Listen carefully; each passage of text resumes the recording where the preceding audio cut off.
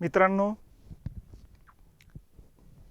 नवीन आर्थिक सुधारणा या नवीन प्रकरणाकडे आपल्याला यायचे।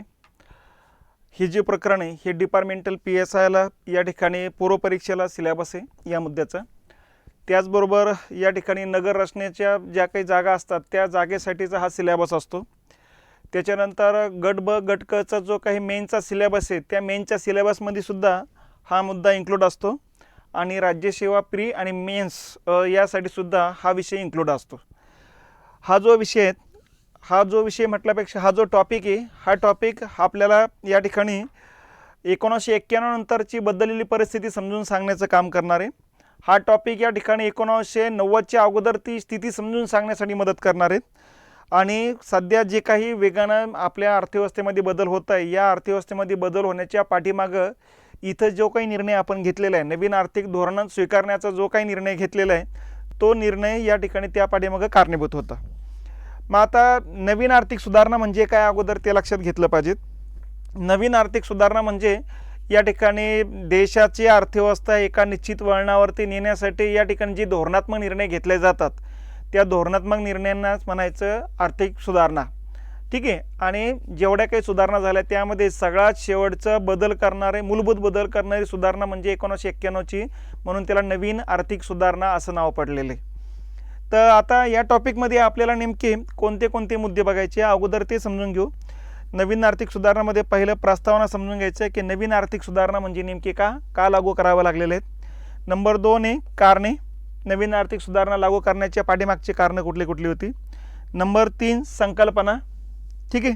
नवीन आर्थिक सुधारणाशी संबंधित ज्या उदारीकरण, जागतिकीकरण, खाजगीकरणाच्या ज्या संकल्पना आहे ह्या संकल्पना बघायच्या। नंबर 4 उदारीकरण आणि त्याच्यानंतर उपाययोजना बघायच्या, खाजगीकरण त्याच्या अंतर्गत केल्या जाणाऱ्या उपाययोजना बघायच्या, जागतिकीकरण आणि त्याच्या अंतर्गत केल्या जाणाऱ्या उपाययोजना बघायच्या। ठीक आहे। एवढे मुद्दे या ठिकाणी येतील। एवढ्या मुद्द्याभोवतीच या ठिकाणी प्रश्न असतात। या ठिकाणी डिपार्टमेंटल PSIला जर प्रश्न बघितले तर 8 ते 10 प्रश्न याच ठिकाणी असतात बघा। 8 प्रश्न तरी तुम्ही फिक्स धरायचे, 80% प्रश्न 10 पैकी जवळपास। तर हा मुद्दा त्या डायरेक्शनला महत्त्वाचे आणि एवढेच मुद्दे या ठिकाणी इन्क्लूड करायचे बघा। ठीक आहे। त्याचबरोबर या मुद्द्याशी रिलेटेड सध्या काही धोरणात्मक निर्णय घेतले, जसं आता मागच्या वर्षी या ठिकाणी एअर इंडिया विकून टाकलेली, हा एक धोरणात्मक निर्णय म्हणजे खाजगीकरणाचा निर्णय घेतलेला आहे। तर ही प्रक्रिया चालूच आहे, एका दिवसाची ही प्रक्रिया नाही, ही प्रक्रिया चालूच राहणार आहे। ठीक आहे। मग सध्या लेटेस्ट जे काही धोरणात्मक निर्णय घेतले या धोरणात्मक निर्णयाकडे सुद्धा आपल्याला बघावं लागेल। मग आता या ठिकाणी एक मुद्दा समजून घेऊ। सगळ्यात पहिलं म्हणजे नवीन आर्थिक धोरणाची सुरुवात कशी करण्यात आली, का करण्यात आली। ठीक आहे। आता कशी करण्यात आली तर 1947ला भारताला स्वातंत्र्य मिळते आणि स्वातंत्र्यानंतर नेमके आपण कोणत्या मार्गाने जायचे, कोणता मार्ग म्हणजे अर्थव्यवस्थेचे वेगवेगळे मार्ग असतात, आपण कोणता मार्ग स्वीकारायचा याच्याबद्दल चर्चा सुरुवात होते। मग 1947च्या कालखंडात जर बघितले तर जगात 2च मार्ग होते, एक समाजवादी मार्ग आणि एक भांडवलशाही मार्ग। आता समाजवादी मार्ग म्हणजेच काय की देशातील सर्व उत्पादनावरती सरकारची मालकी प्रस्थापित करणे, सार्वजनिक मालकी प्रस्थापित करणे, म्हणजे शेती असेल सरकारच्या मालकीची, उद्योगधंदे असेल सरकारच्या मालकीची, एका शिक्षण संस्था असेल सरकारच्या मालकीची, आरोग्य संस्था असेल सरकारच्या मालकीचे, विमानं असतील, ST महामंडळ असेल, सगळं सरकारच्या मालकीचे राहील। तिथं तुम्ही आम्ही फक्त या ठिकाणी आपल्याला जे कामं दिले ते कामं आपण या ठिकाणी करायचे। आता मी शेतकरी असेल तर मला सरकारनं टार्गेट दिलेलं असतं की 10 क्विंटल एका एकरातून उत्पादन करायचं। मग कसं करायचं तो तुमचं तुम्ही बघून घ्या।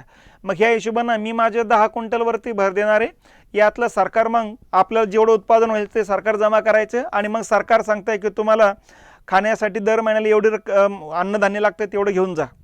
मला दुसऱ्या गावाला जायचं असेल तर सरकारी बसायचे म्हणतात त्यांनी जा, मला दवाखान्यात जायचं असेल तर या ठिकाणी म्हणतात सरकारी दवाखाने तिथं जा, त्या ठिकाणी वेगळा खर्च करण्याची गरज राहत नाही। तर अशा प्रकारची अर्थव्यवस्था म्हणजे समाजवादी अर्थव्यवस्था आणि या समाजवादी अर्थव्यवस्थेमध्ये मग जास्त कोणी श्रीमंतही होत नाही, कोणी गरिबी राहत नाही, समता प्रस्थापित करणारा विचार या अर्थी ते नाव पडतं समाजवादी अर्थव्यवस्था। तर 1947च्या कालखंडात ज्या 2 अर्थव्यवस्था जगभरात होत्या त्यापैकी एक होत्या समाजवादी। मग या समाजवादी अर्थव्यवस्था कोणी स्वीकारल्या होत्या, रशियानं स्वीकारलेली होती, चायनानं स्वीकारलेली होती, पोलंड, हंगेरी, क्युबा। ठीक आहे। ही जी देश आहेत या देशांना समाजवादी अर्थव्यवस्था स्वीकारलेल्या होत्या। ठीक आहे। आणि दुसरी अर्थव्यवस्था होती भांडवलशाही अर्थव्यवस्था, कॅपिटलिझम इकॉनॉमी म्हणतो आपण त्याला। तर ही भांडवलशाही अर्थव्यवस्था म्हणजे या ठिकाणी सरकार फक्त नियंत्रणाची भूमिकेत राहील, सरकारच्या मालकीचं काही राहणार नाही, ना उद्योगधंदे राहतील, ना बँका राहतील, ना शिक्षण संस्था, ना आरोग्य संस्था, ना वाहन परिवहन, कशाचंच सरकारची मालकी राहणार नाही, सगळी मालकी खाजगी व्यक्तीकडे राहील, शेती आपापल्या नावाची राहील, उद्योगधंदे आपापले राहतील, प्रत्येकाला मोकळीक दिलेली आहे की तुम्ही किती उत्पादन करू शकता, किती तुमच्या उत्पादनाची किमती तुम्ही किती ठरवू शकता. तर अशा पद्धतीने खाजगी व्यक्ती मग नफा कमवण्यासाठी झटून काम करायला लागतो आणि यातून उत्पादनात वाढ होते आणि अशा पद्धतीने उत्पादन विकून नफा कमवण्याच्या उद्देशानंच त्या ठिकाणी काम चालू असतं आणि नफा जसा वाढत जातो तसे उद्योगपती 1 चे 2 कारखाने 2 चे 4 कारखाने काढण्याचा प्रयत्न करत असतो. तर अशा पद्धतीनं या ठिकाणी जे काही घटना घडामोडी चालू असतात याला म्हणायचं भांडवलशाही अर्थव्यवस्था. मग आता या भांडवलशाही अर्थव्यवस्थेमध्ये एखाद्याला पैशाचा मार्ग चांगला सापडून जातो, तो प्रचंड पैसा कमवून बसतो आणि एखादा तसाच खितपत राहतो बघा. त्यामुळं भांडवलशाही अर्थव्यवस्थेमध्ये गरीब श्रीमंतामध्ये प्रचंड दरी निर्माण होते, नंबर 1. नंबर 2, या ठिकाणी सरकारकडे कुठलाही मालकी हक्क राहत नाही. ठीक आहे, सरकार फक्त प्रत्येकाला वाव देत असतं की या क्षेत्रात कारखाने काढा, या प्रकारचे कारखाने काढा म्हणून.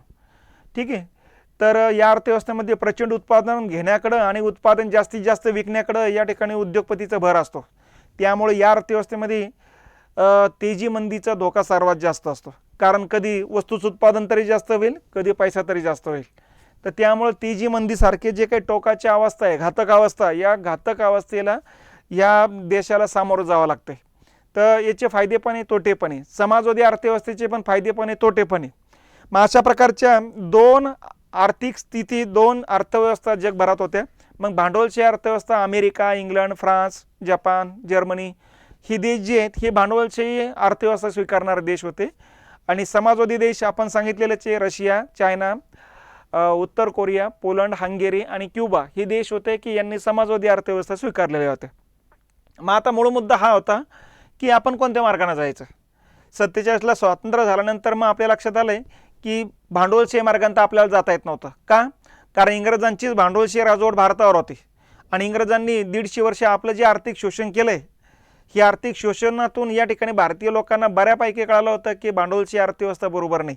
त्यामुळे सामान्य लोकांच्या मनामध्ये इंग्रजांविषयी, इंग्रजांच्या त्या भांडवलशाही राजवटीविषयी किंवा भांडवलशाही अर्थव्यवस्थेविषयी नकारात्मक भावना होती. त्यामुळं त्या मार्गाने जाता येणार नव्हतं आपल्याला. आता राहिला एकच मार्ग, समाजवादी. पण समाजवादी मार्ग पूर्ण ॲक्सेप्ट करणंही धोकादायक होतं. का धोकादायक होतं? कारण समाजवादी अर्थव्यवस्थेमध्ये सगळे मालकी सरकारची राहते, तुमची आमची खाजगी मालकी काहीच राहत नाही. आणि मग भारतात तर या ठिकाणी अगोदर आपापल्या शेती आपापल्या मालकीच्या आहेत आणि त्या लोकांना जर सांगितलं शेती सरकारकडे देऊन टाका तर कोणी देणार आहे का? नंबर 1.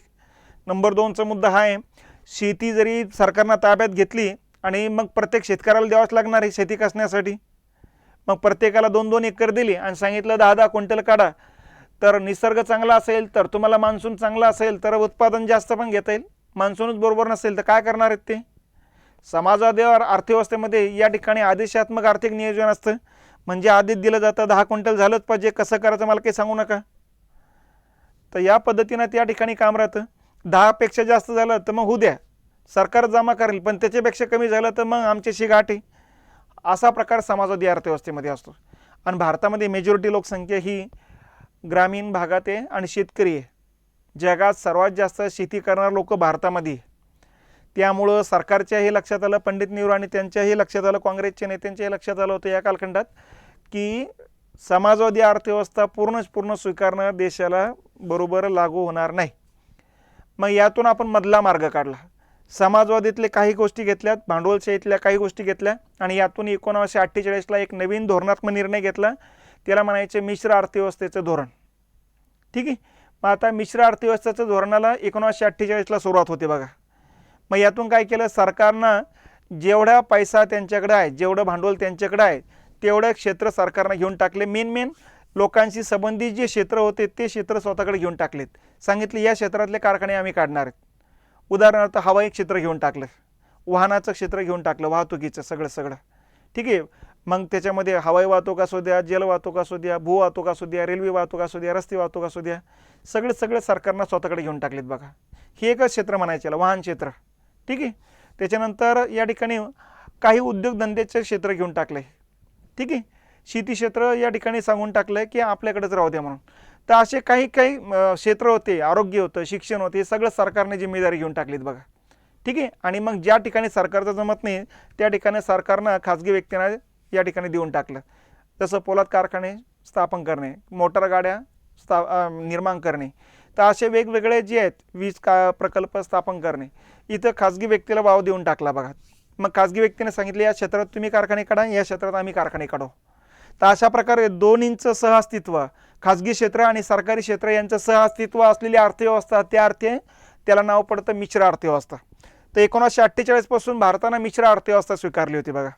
आणि या मिश्र अर्थव्यवस्थेला मग हळूहळू वळण देण्यासाठी वेळोवेळी कायदे कानून केलेले आहेत.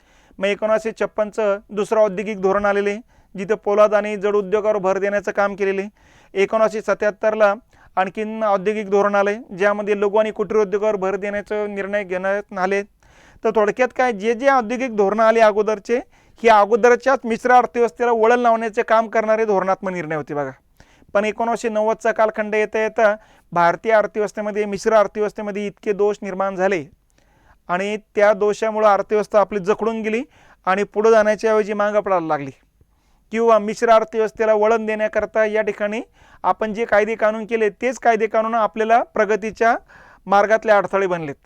आणि त्यामुळे साहजिकच आहे की ही मिश्र अर्थव्यवस्था आपल्याला बदलणं गरजेचं होतं. आणि यातून मग 24 जुलै 1991ला भारत सरकारनं धोरणात्मक निर्णय घेतला आणि अगोदरची आपली मिश्र अर्थव्यवस्था सोडून दिली आणि भांडवलची अर्थव्यवस्था स्वीकारली, पूर्णची पूर्ण भांडवलची अर्थव्यवस्था स्वीकारली. आणि अशा पद्धतीनं भांडवलची अर्थव्यवस्था स्वीकारल्या गेल्यामुळंच या धोरणाला म्हणायचं नवीन आर्थिक धोरण, नवीन आर्थिक सुधारणा. तर अशा पद्धतीनं नवीन आर्थिक सुधारणाबद्दल ही थोडक्यात प्रस्तावना लक्षात घेतली पाहिजेत. तर 1991च्या अगोदर भारतीय अर्थव्यवस्था मिश्र अर्थव्यवस्था होती आणि 1991 नंतर भांडवलची अर्थव्यवस्था बनली. याच धोरणाला म्हणायचं मुक्त आर्थिक धोरण. या धोरणाला म्हणायचं खाऊजा, म्हणजे खाजगीकरण, उदारीकरण, जागतिकीकरण. या धोरणाला म्हणायचं LPG, लिबरलायझेशन, प्रायव्हेटलायझेशन आणि ग्लोबलायझेशन. ठीक आहे. तर अशा पद्धतीनं याला धोरणाला म्हणायचं मुक्त आर्थिक धोरण, मुक्त अर्थव्यवस्था. तर अशा पद्धतीनं वेगवेगळ्या नावानं या धोरणाला नाव दिली जातात. थोडक्यात ते भांडवलची अर्थव्यवस्था स्वीकारण्याचं धोरण आहे. आणि हा याच्यानंतर याच्यात आणखीन बदल करण्यात धोरणात्मक निर्णय घेतले नाही. त्यामुळं जोपर्यंत नवीन धोरणात्मक निर्णय घेत नाही तोपर्यंत आपल्यासाठी नवीनच असणार आहे. पण तरी याला आता 30 वर्षे होऊन गेलेली, हेही विसरता कामा नाही. ठीक आहे. मग आता या धोरणाला खऱ्या अर्थानं सुरुवात कोणी केली असेल तर 1985ला राजीव गांधींनी केलेली. कोणत्या दशकात? 80च्या दशकात. 85ला सुरुवात केली, परंतु व्यापक स्वरूपात त्यांनी काही धोरणात्मक निर्णय घेतलेच नाही. व्यापक स्वरूपात जे बदल घ्यायला पाहिजेत मुक्त आर्थिक धोरणाचे ते त्यांच्याकडून घेता आले नाही. त्यामुळे साहजिकच त्यांनी घेतलेले धोरणात्मक निर्णय तकलादू ठरले, अल्पकालीन ठरले. आणि त्याच्यानंतर 1991ला मग PV नरसिंहरावचं सरकार आलं आणि PV नरसिंहरावनं मग मोठ्या प्रमाणात धोरणात्मक निर्णय घेऊन टाकले. 24 जुलै 1991ला PV नरसिंहराव आणि मनमोहन सिंग. लक्षात, या दोघा जणांनी धोरणात्मक निर्णय घेतलेत आणि म्हणून या धोरणात्मक निर्णयच मग या ठिकाणी दीर्घकालीन टिकले, म्हणून याला नवीन आर्थिक सुधारणा म्हटलं जातं. इथं एवढंच लक्षात ठेवायचं, नवीन आर्थिक सुधारणांना सुरुवात करणारे कोण? तर राजीव गांधी. वर्ष कधी? 1985. दशक विचारत 80चं दशक. ठीक आहे. आणि नवीन आर्थिक सुधारणाला गती देणारे पंतप्रधान कोण? तर PV नरसिंहराव आणि मनमोहन सिंग. ठीक आहे. कालावधी विचारलं तर 24 जुलै 1991 पासून सुरुवात होती बघा. ठीक आहे. आणि दशक विचारलं तर 90चं दशक. लक्षात, कधी दशक विचारतात, कधी वर्ष विचारतात, कधी पंतप्रधान विचारतात, कधी प्रारंभ करणारे पंतप्रधान विचारतात, कधी गती देणारे पंतप्रधान विचारतात. तर नेहमी लक्षात ठेवायचं आहे, नवीन आर्थिक सुधारणांना जी काही सुरुवात आहे ही सुरुवात होते 1985 पासून. 85ला प्रारंभ होतो. आलं लक्षात.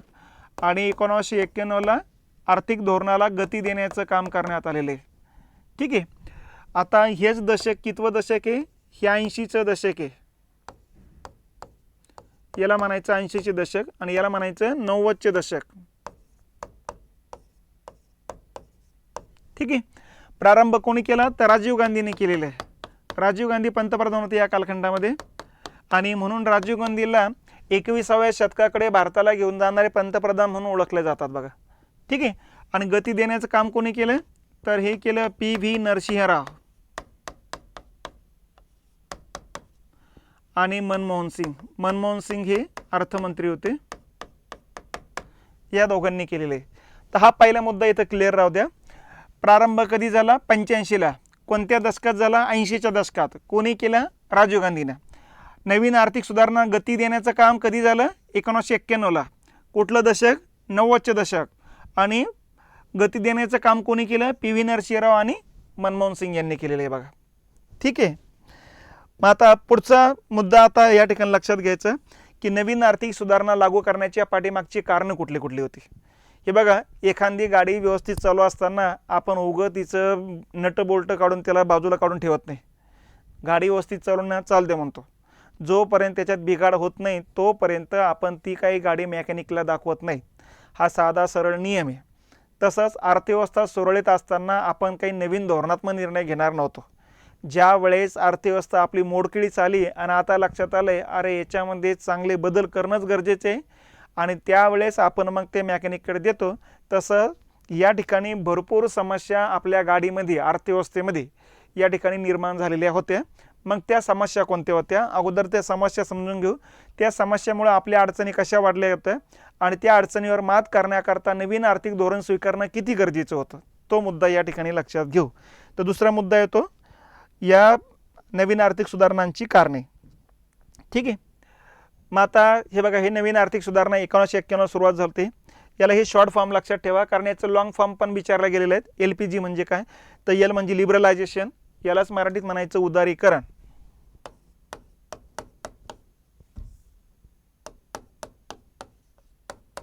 ठीक आहे. P म्हणजे प्रायव्हेटायझेशन म्हणजेच खाजगीकरण,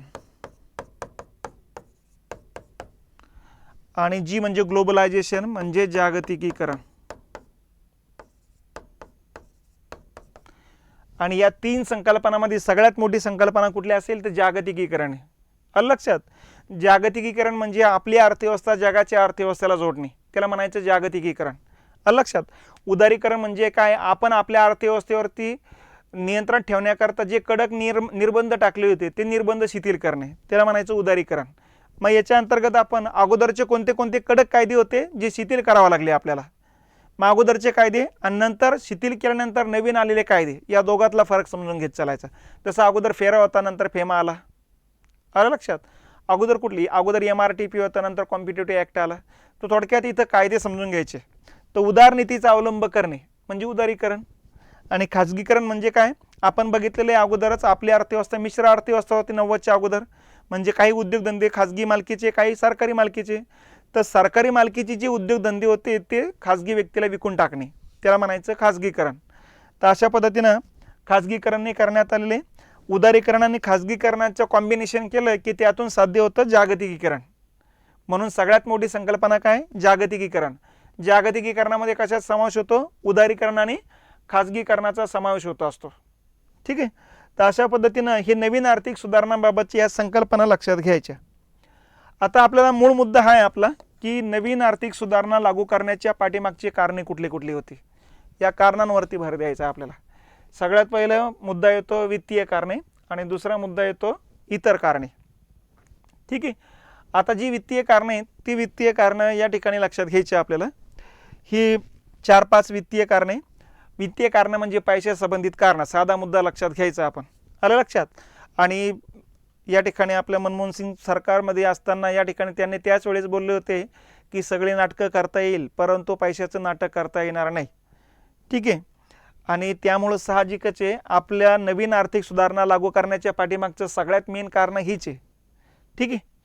आणि ही जी कारणे ही सबऑर्डिनेट कारणे, परंतु या ठिकाणी एखाद्या ठिकाणी जखम झाली असेल आणि तिथंच आपण बोट टोचलं की ही जसं सबऑर्डिनेट कारण आहे हे दुसऱ्यांकरता सबऑर्डिनेट आहे पण आपल्याकरता हे सगळ्यात मेन कारण होतं राग येण्याचं.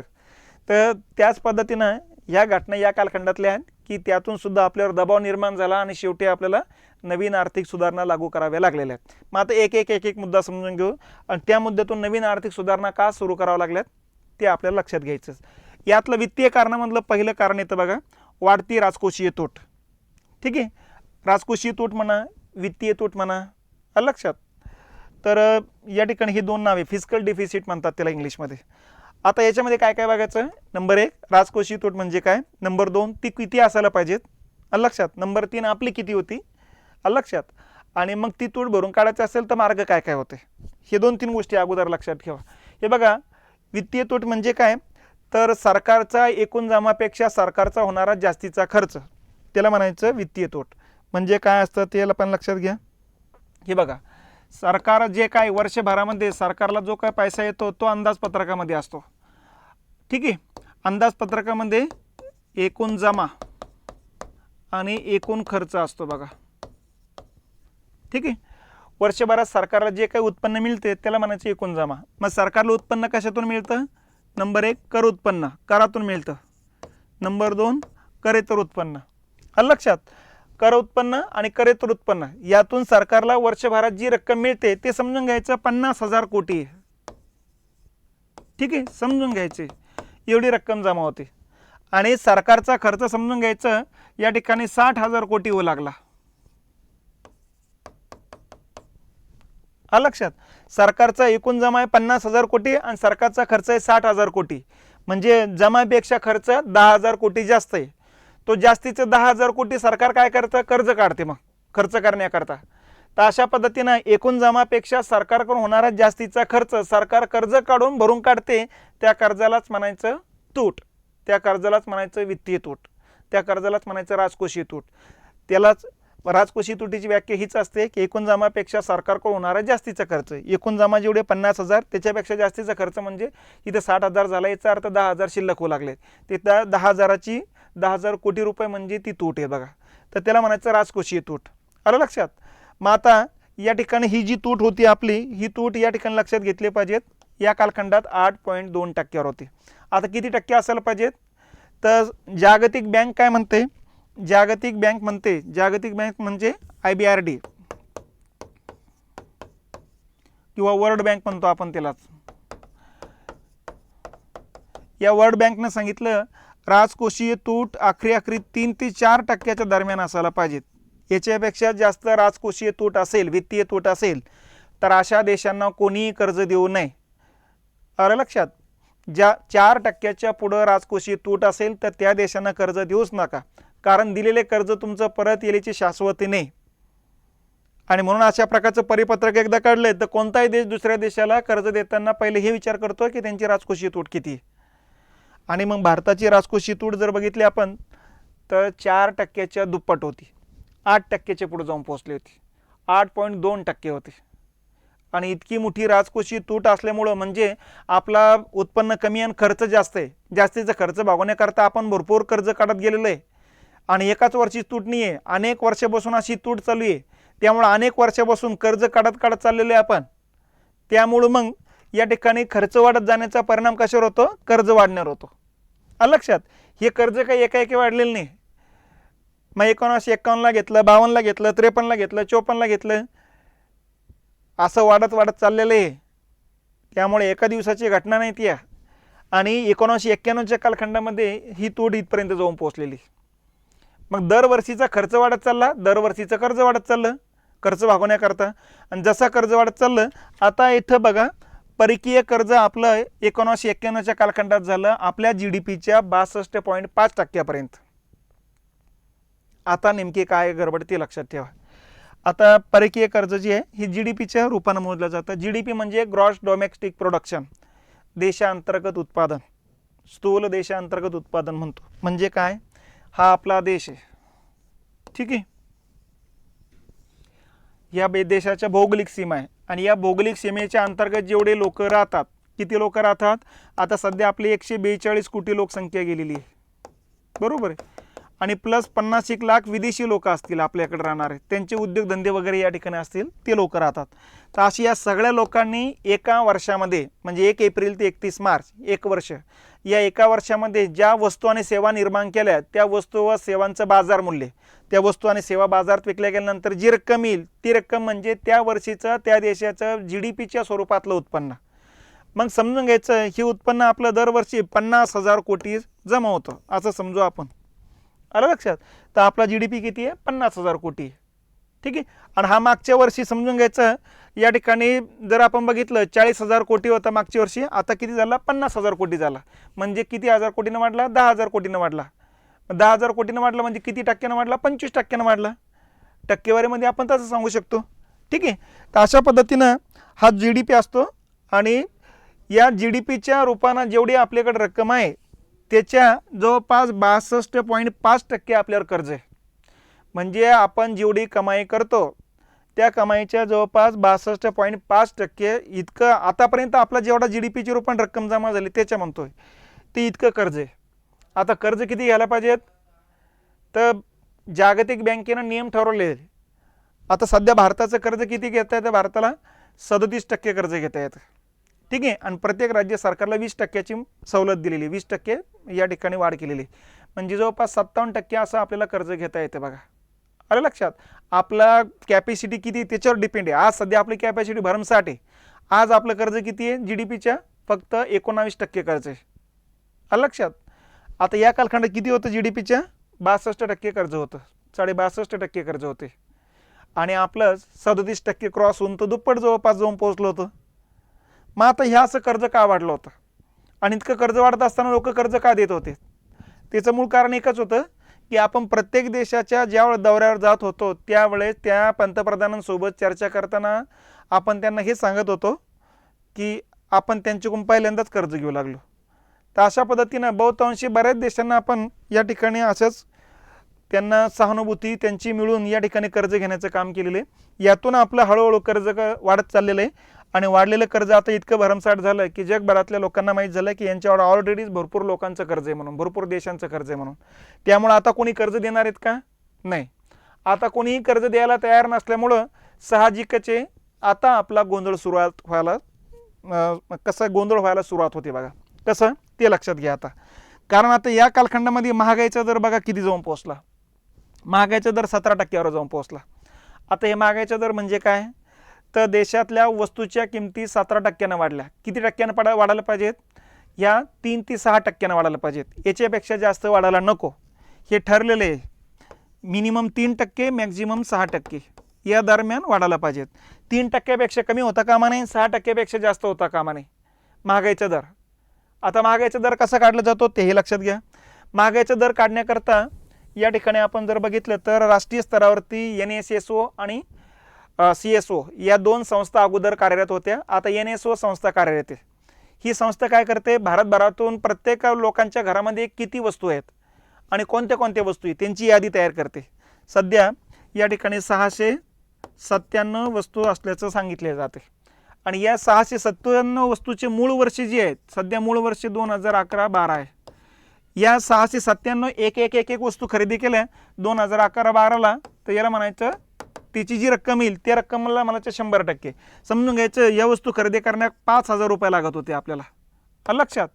तर हे 5,000 म्हणजे 100% पकडला जात होते. बघा तर अशा पद्धतीनं त्याच वस्तू या 697 वस्तू आज खरेदी करायला गेलो, आज म्हणजे 2023ला खरेदी करायला गेलो आपण, आता 5,000 लागेल का? नाही.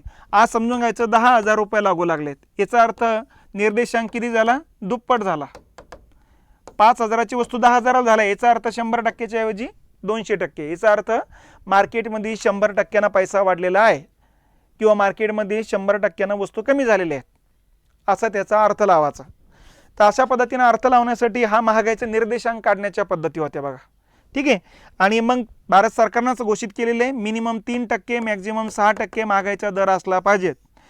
याच्यापेक्षा जास्त नको आणि याच्यापेक्षा कमी पण नको.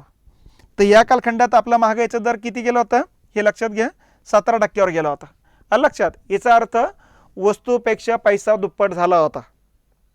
लक्षात. याचा दुसरा अर्थ हा होतो ज्याचा पुरवठा वाढतो त्याची व्हॅल्यू कमी होते, पैशाची व्हॅल्यू कमी झाली आणि वस्तूची व्हॅल्यू वाढली. वस्तूची व्हॅल्यू वाढली म्हणजे महागाई वाढली. ठीक आहे.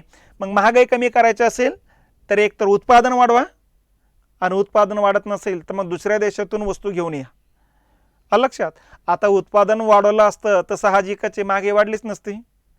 देशातलं जे पारंपरिक तंत्रज्ञान आहे 48 पासून आपण नवीन आर्थिक सुधारणा स्वीकारलेल्या आहेत. जे काही पारंपरिक तंत्रज्ञान होतं ते 1950च्या कालखंडात तेवढंच उत्पादन करत होतं. आता 90च्या कालखंडात तेवढंच उत्पादन करू लागले. पण लोकसंख्या 50च्या कालखंडात जेवढी होती त्याच्या दुप्पट तिप्पट लोकसंख्या वाढली ना.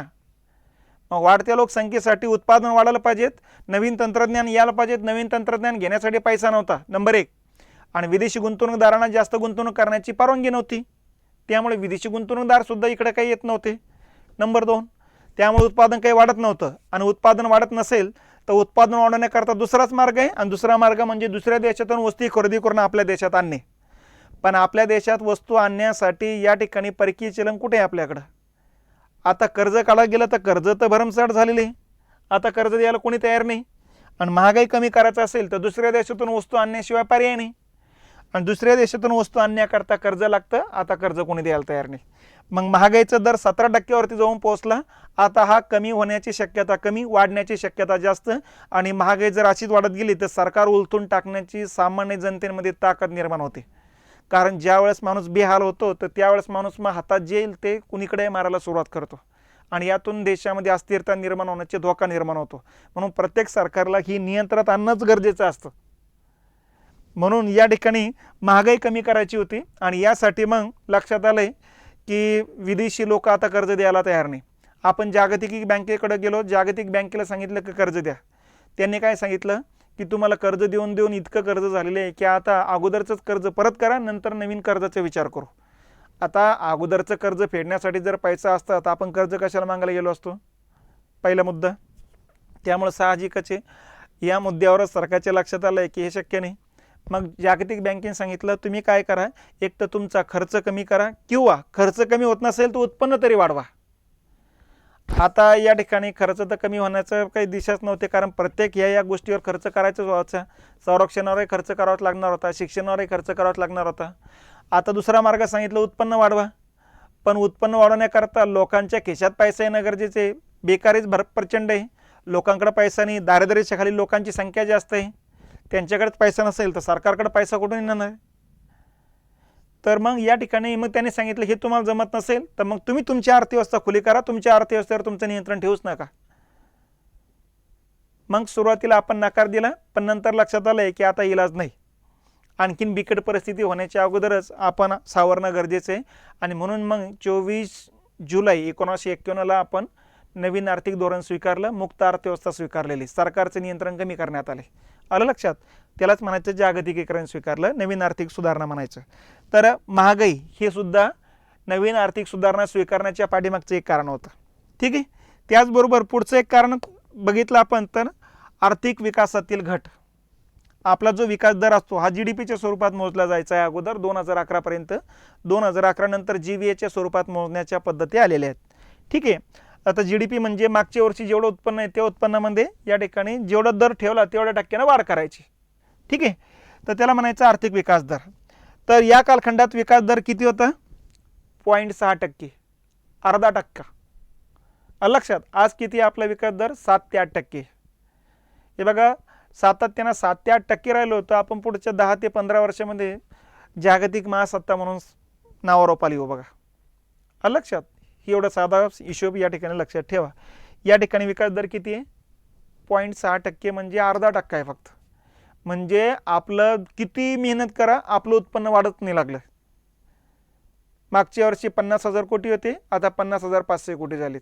बाकी देशांचं 60,000 कोटी, 70,000 कोटी, 80,000 कोटी असे वाढत चालले, आणि आपलं 50,500, 50,600 कोटी, 50,700 कोटी.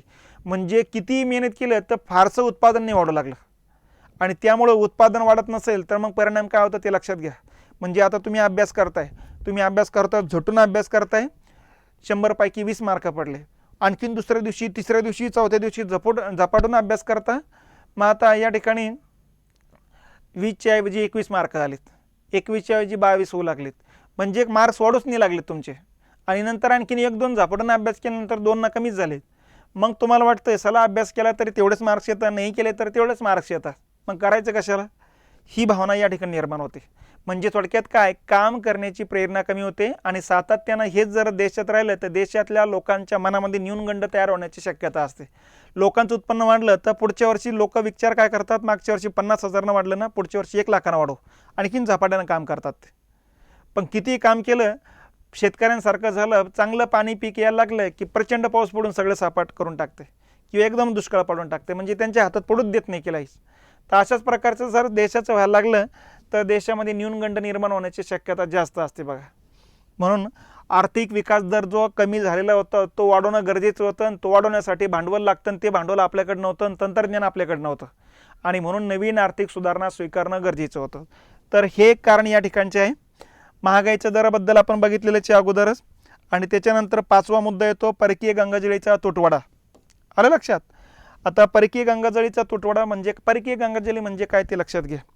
हे बघा, या ठिकाणी आपले आयातीपेक्षा निर्यात जास्त असेल तर निर्यातीतून जे परकीय चलन मिळतं डॉलरच्या रूपानं पौंडच्या रूपानं त्याला म्हणायचं परकीय गंगाजळी.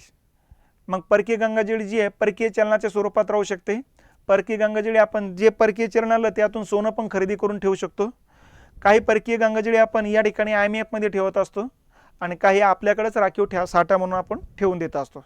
तर अशा पद्धतीनं ही परकीय गंगाजळी असते. हे कशासाठी कामं येते? विदेशातून वस्तू आयात करायचं असेल तर मग कर्ज काढण्याची गरज नाही, ही परकीय चलन आपल्याला कामा येऊन जाते. विदेशातून तंत्रज्ञान यंत्रसामुग्री आयात करायची असेल तर त्यासाठी कामाला येतं.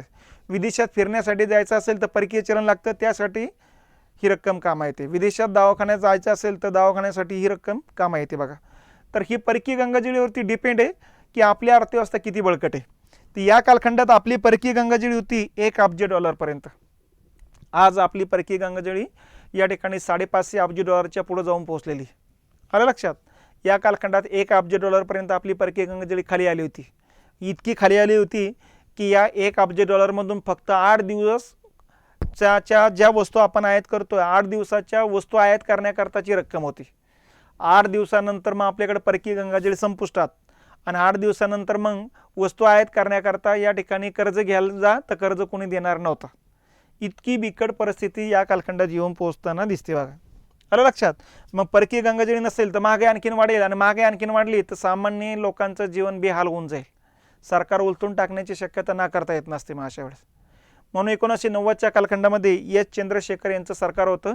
त्यांच्या लक्षात आलं आता कोणी कर्ज देत नाही, म्हणून त्यांनी स्वतःकडचं जे काही सोनं होतं तर 150 टन सोनं आपण बँक ऑफ इंग्लंडकडे गहाण ठेवलं आणि त्यांच्याकडून त्या मोबदल्यात कर्ज घेतलं. मॉर्गेज लोन म्हणू आपण त्याला. आलं लक्षात. मग कर्ज घेतलं, त्या कर्जातून आपला आखरी 1 वर्ष निघणार होतं. मग नंतर काय? आणि त्यामुळं साहजिकच आहे पुढच्या कालखंडात एस चंद्रशेखर यांना या ठिकाणी पाठिंबा देणारे काँग्रेसने पाठिंबा काढून घेतला आणि त्यामुळे त्यांचं सरकार गेलं. नवीन सरकार आलं. नवीन सरकार समोर सुद्धा याच समस्या. त्यामुळे नवीन सरकारसमोर समस्या असताना जागतिक बँकेचे नियम त्यांच्या लक्षात आले. एकतर तुम्ही तुमचं उत्पन्न वाढवा किंवा खर्च कमी करा आणि दोन्ही होत नसेल तर तुम्ही तुमच्या अर्थव्यवस्थेचं नियंत्रण कमी करा. झालं. मग PV नरसिंहराव यांनी या ठिकाणी नवीन आर्थिक धोरण स्वीकारण्याचा धोरणात्मक निर्णय घेऊन टाकला. तर धोरणात्मक निर्णय घेण्याच्या पाठीमागचं मूळ कारण जी होती ही 5 कारणं होती मित्रांनो. आलं लक्षात. तर ही वित्तीय कारणं म्हणायचं. आता दुसरं इतर कारणं. आता ह्या मेन कारणाबरोबरच सबऑर्डिनेट घटनासुद्धा या कालखंडात घडत गेलेल्या आहेत. ते सुद्धा नवीन आर्थिक सुधारणा लागू करण्याकरता कारणीभूत ठरताना दिसत आहे. मग एक मुद्दा बघा. नंबर 1 आहे रशियाचे विघटन झाले 1991ला. रशिया प्रचंड मोठा होता, आजही मोठाच आहे, पण आजच्यापेक्षा अगोदरच्या कालखंडात रशिया खूपच मोठा होता. आलं लक्षात.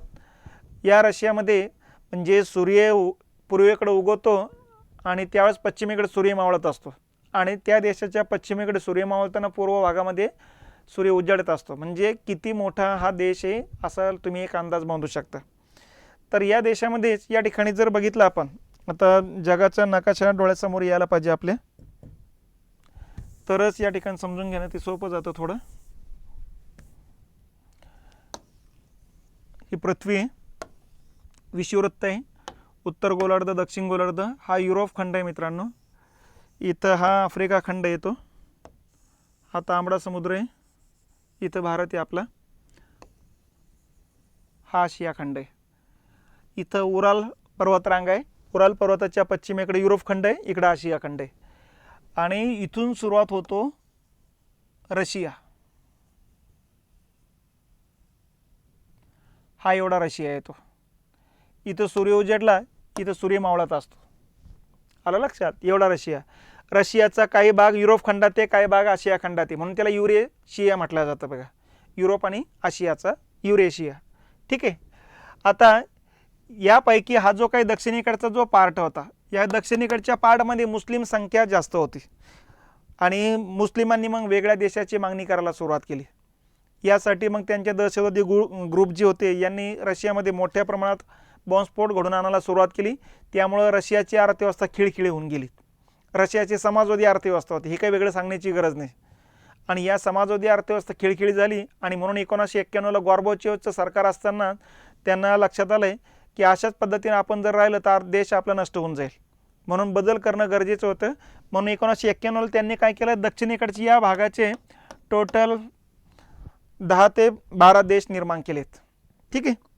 आणि अशा पद्धतीने USSRच्या ऐवजी या ठिकाणी आता रशिया तयार झाला आणि बाकीचे 10 देश वेगळे तयार झालेत. बघा, ही 10 देश म्हणजेच Ukraine, Kazakhstan, Uzbekistan, Kyrgyzstan, Turkmenistan. लक्षात, ही जे काही देश आहेत हे मध्य आशिया म्हणतो आज आपण याला.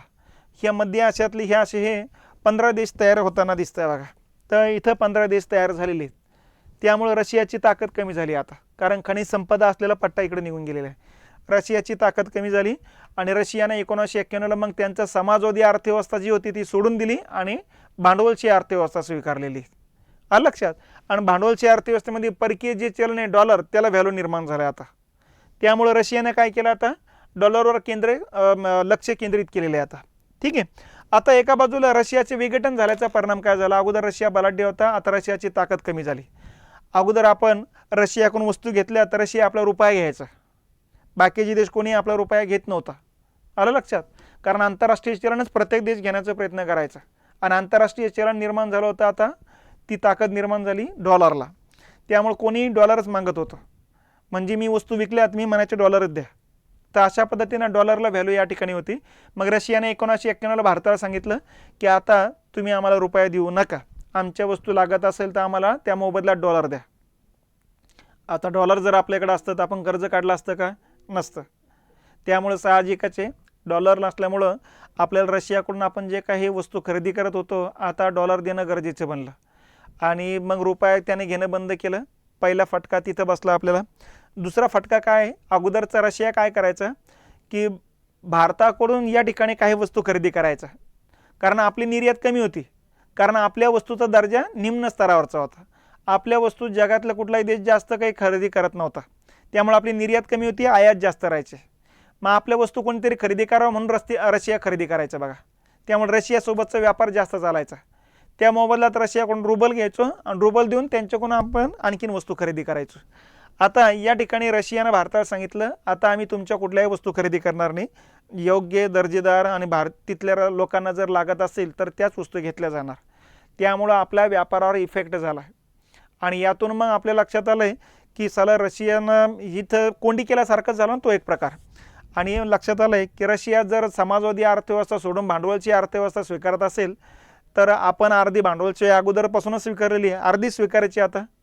त्यामुळं याला वेळ घालण्यात काही अर्थ नाही. आणि मग रशियाचे विघटन बघून मग आपणही आपला धोरणात्मक निर्णय केला, बदलला आणि मिश्र अर्थव्यवस्थेच्या ऐवजी नवीन आर्थिक धोरण किंवा भांडवलची अर्थव्यवस्था स्वीकारून टाकली.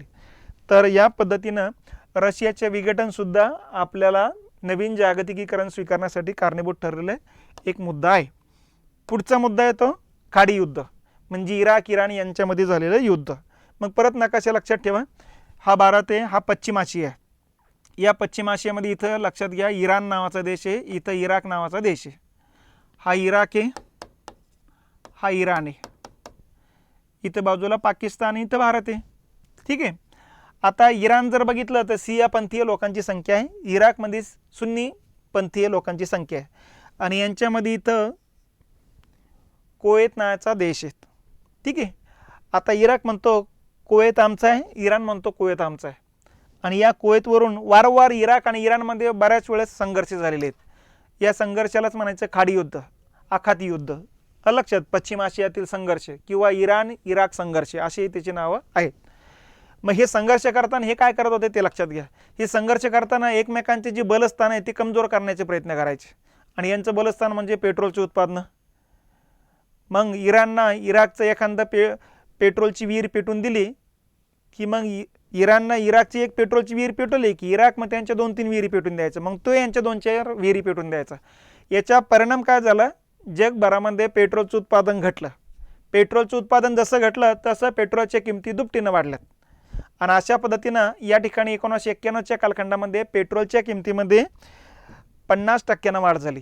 या अगोदर 1973ला 400% वाढ झाली, 1979ला 100% वाढ झाली, 91ला 50% वाढ झाली. आता भारताचा जर विचार केला आजही भारतामध्ये आपल्या गरजेच्या फक्त 24% प्रोडक्शन पेट्रोलचं होतं आहे. म्हणजे उरलेली गरज 76% जी गरज आहे ते भागवण्याकरता आपण विदेशातून पेट्रोल आयात करतो आणि पेट्रोलच्या किमती वाढत चाललेल्या आहे.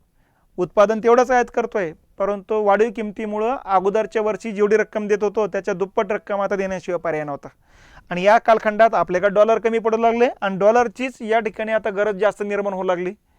त्यामुळे खाडी युद्धामुळे सुद्धा आपल्या अर्थव्यवस्थेला आणखीन धक्के बसलेत. अगोदरच खिळखिळीत आलेली अर्थव्यवस्थेला आणखीन एखादा धक्का आणला तर गडगड खाली कोसळायला सुरुवात होणारच आहे. आणि म्हणून मग आपण नवीन आर्थिक धोरणात्मक निर्णय घेतलेला. तर हे कारण आहे. आणखीन एक कारण म्हणजे मंद औद्योगिक उत्पादनात वाढ. म्हणजे भारताचं जे उत्पादन वाढ होते ते मंद गतीने चाललं होतं. का? कारण 1948 पासून आपण जे पारंपरिक तंत्रज्ञान या कालखंडात वापरलेलं आहे तेच 90च्या कालखंडात वापरत होतो. त्यामुळं 50च्या कालखंडात जे कारखाने उत्पादन करत होते तेवढंच उत्पादन 90च्या कालखंडात करू लागले. पण पब्लिक वाढत चालले की वाढत्या पब्लिकनुसार या ठिकाणी उत्पादनात वाढ करणं गरजेचं आहे, कारखाने वाढवणं गरजेचं आहे, कारखान्यातलं तंत्रज्ञान बदलणं, या ठिकाणी नवीन तंत्रज्ञानानुसार उत्पादन घेणं गरजेचं आहे.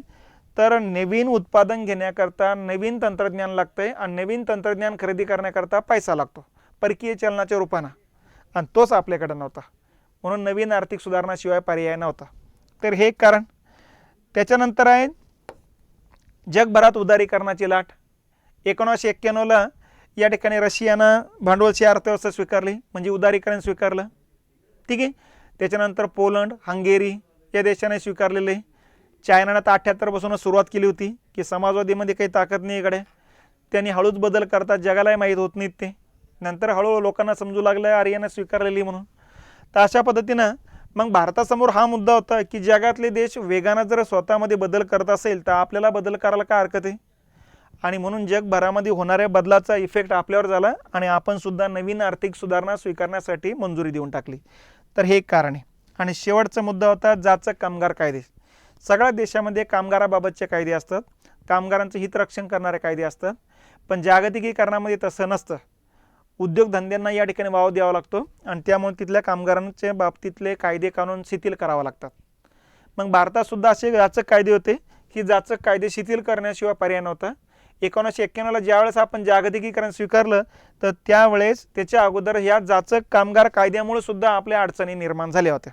कशा अडचणी? कामगारांना माहिती कायद्याने आपल्याला संरक्षण आहे, कोणी आपल्याला हाकलू शकत नाही. मग अगोदर जे कामगार होते ते कामगार संघटित राहायचे, पगार वाढवण्याकरता संप पुकारायचे. त्यामुळे संप पुकारला, महिना संप राहायचं, त्यामुळे उत्पादन आणखीन घटून जायचं. आणि कामगाराला सरकारनं सांगून सुद्धा कामगार त्या ठिकाणी ऐकत नव्हते कारण त्यांची ताकद जास्त होती. आणि हेच कायदे या ठिकाणी कामगार कायदे आपल्या विकासातील अडथळा बनले होते. म्हणून ते कायदे शिथिल करणं गरजेचं होतं आणि यासाठी नवीन आर्थिक सुधारणा स्वीकारणं गरजेचं होतं. मग उदारीकरणाअंतर्गत आपण हे कायदे शिथिल करण्याचं काम केलेलं आहे. तर अशा पद्धतीनं नवीन आर्थिक सुधारणा काही आपण सुखासुखी स्वीकारलेलं नाही. चांगली अर्थव्यवस्था चालू असताना काही या ठिकाणी चालू गाडी बंद करण्याचं काम कोणी करणार नाही. तर या ठिकाणी वारंवार गाडी बिघडू लागली. आपली गाडी सुधारण्याकरता, दुरुस्ती करण्याकरता त्या गाडीतले जे स्पेअर पार्ट आहेत ते सगळं बदलण्याचा, नवीनच स्पेअर पार्ट टाकण्याचा धोरणात्मक निर्णय आपण म्हणू. जसा गाडी चालकाचा घेत असतो तसा देशाचा प्रमुखांनी या ठिकाणी घेतलेला आहे. यालाच म्हणायचं नवीन आर्थिक सुधारणा.